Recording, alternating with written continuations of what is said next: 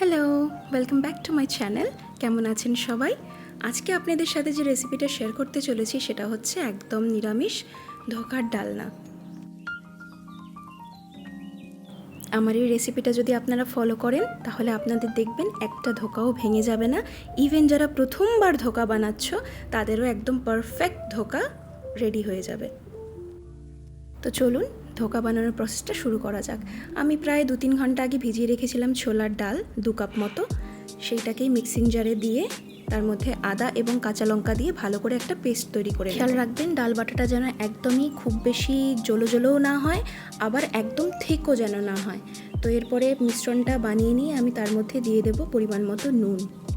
এরপর কড়াতে অল্প সর্ষের তেল দিয়ে তার মধ্যে ফোড়ন দিয়ে নেব কালো জিরে, মৌরি এবং হিং।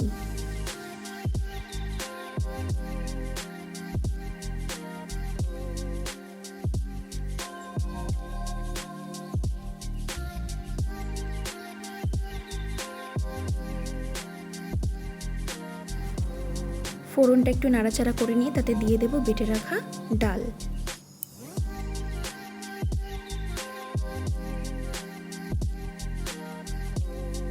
আচ্ছা, তাতে অবশ্যই দিয়ে দেবেন একটুখানি হলুদ, দিয়ে ভালো করে নাড়াচাড়া করবেন ততক্ষণ অবধি যতক্ষণ না ব্যাটারটা শুকিয়ে একদম এইভাবে কড়া থেকে ছেড়ে যাচ্ছে। এরপর ব্যাটারটাকে আগে থেকে গ্রিস করে রাখা একটা থালায় সেট করে পছন্দের মতো শেপে কেটে নেবেন। আবারও কড়াইতে একটু বেশি করে সাদা তেল দিয়ে তার মধ্যে বানিয়ে রাখা ধোকাগুলোকে একটা একটা করে দিয়ে লাল লাল করে ভেজে তুলে ফেলতে হবে। এমন গোল্ডেন ব্রাউন কালার চলে আসলে সেটাকে তুলে রেখে দেবেন।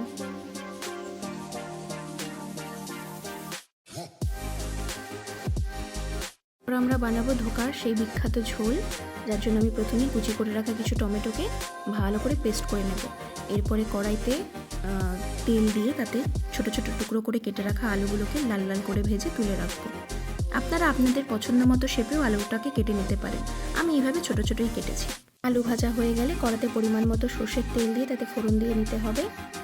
2 শুকনো লঙ্কা, তেজপাতা, জিরে, হিং এবং গোটা গরম মশলা।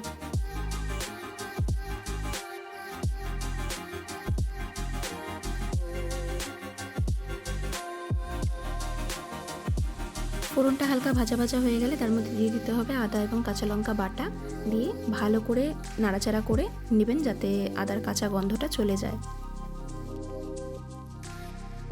আদাটা ঠিকমতো ভাজা হয়ে গেলে তাতে দিয়ে দেব পরিমাণ মতো হলুদ রঙের জন্য এবং লাল লঙ্কার গুঁড়ো।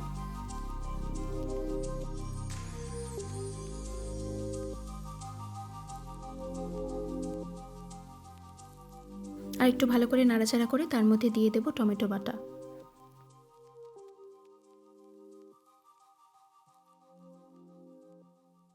এরপর আর একটুখানি মশলাটাকে কষতে দেবো যাতে টমেটোর কাঁচা গন্ধটা চলে যায়।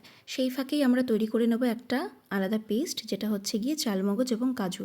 চালমগজ আর কাজুর পেস্টটা রেডি হয়ে গেলে সেটা গ্রেভির মধ্যে দিয়ে আমরা আরও কিছুক্ষণ সেটাকে কষতে দেব।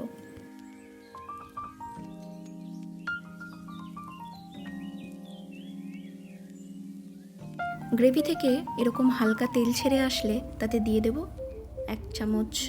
একটা ছোট চামচ জিরে গুঁড়ো, ধনে গুঁড়ো, পরিমাণ মতো নুন এবং একটু মিষ্টি।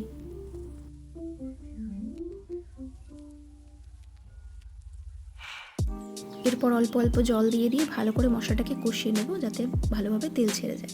তেল ছেড়ে গেলে তার মধ্যে দিয়ে দেবো আলুগুলো এবং ঢেকে দেবো যাতে আরেকটু কষে যায় মশলাটা। দেখুন ঢাকা তুলে কেমন সুন্দর রং এসছে না?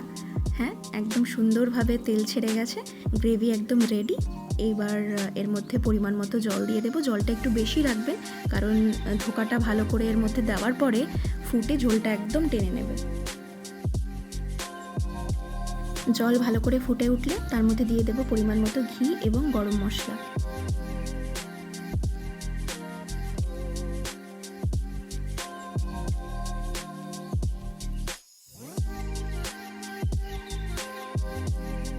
কিছুক্ষণ ফুটিয়ে নেওয়ার পরে এর মধ্যে দিয়ে দেব ভেজে রাখা ধোকাগুলি গ্রেভিতে দেওয়ার পরে 5-7 মিনিট ভালো করে ফুটিয়ে নেব যাতে ধোকা পর্যাপ্ত পরিমাণে ঝোল টেনে নেয়।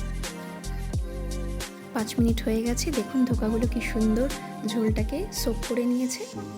এইটুকুনি গ্রেভি রাখতে লাগে, আর একটুখানি কিছুক্ষণ এটাকে ঠান্ডা হতে দিলে গ্রেভিটা আরেকটু টেনে নেবে। ব্যাস রেডি হয়ে গেল আমাদের অত্যন্ত সুস্বাদু স্বাদের ধোকার ডালনা। এবার গরম গরম ভাতের সাথে পরিবেশন করুন। আমি আজ রান্না করেছিলাম ধোকার ডালনা, ডাল আর পেঁপে কোড়া। তো দেখুন আমি ভোগের জন্য থালা সাজিয়ে নিচ্ছি। আপনারাও অবশ্যই ধোকার ডালনাটা এইভাবে ট্রাই করে দেখবেন একবার, খুব ভালো লাগবে আশা করি আপনাদের খেতে। আর যদি আপনারা ট্রাই করেন তাহলে আমাকে অবশ্যই কমেন্ট করে জানাবেন যে কেমন লাগলো। আমার এই ভিডিওগুলো যদি আপনাদের ভালো লেগে থাকে আর আপনারা যদি আরও এরকম ভিন্ন ভিন্ন স্বাদের নিরামিষ রান্না দেখতে চান, তবে অবশ্যই আমার চ্যানেলটিকে সাবস্ক্রাইব করে বেল আইকনটা প্রেস করে দেবেন, যাতে আমার ভিডিও আসার সাথে সাথেই আপনারা ছুটে চলে আসতে পারেন রেসিপি দেখতে।